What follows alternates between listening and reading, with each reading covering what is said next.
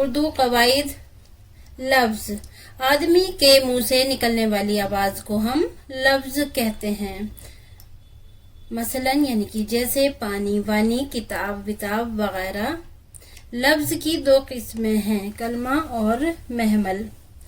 کلمہ ایسا لفظ جس کے کچھ معنی ہو کلمہ کہلاتا ہے، مثلا پانی، کتاب، قلم وغیرہ.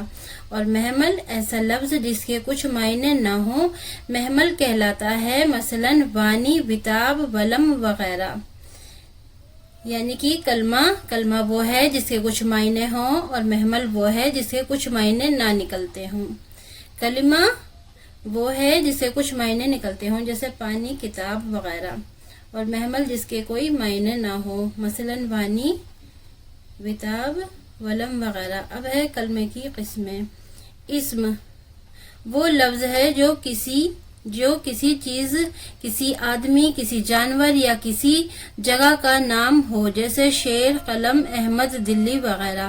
اب ہے صفت وہ لفظ ہے جو کسی اسم کی اچھائی، برائی یا کوئی اور خوبی بتلائے، جیسے حامد اچھا لڑکا ہے، اصغر کند ذہن ہے، چاقو تیز ہے وغیرہ. ضمیر وہ لفظ ہے جو کسی کے بدلے میں بولا جائے، جیسے وہ، تو، تم، میں، ہم وغیرہ. فعل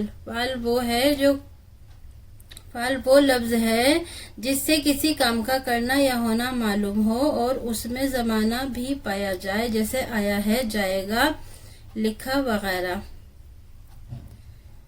اب ہے حرف وہ لفظ ہے جس کے معنی دوسرے لفظ کے ساتھ ملے بغیر نہ معلوم ہو، جیسے میں، سے، کو، تک، پر وغیرہ.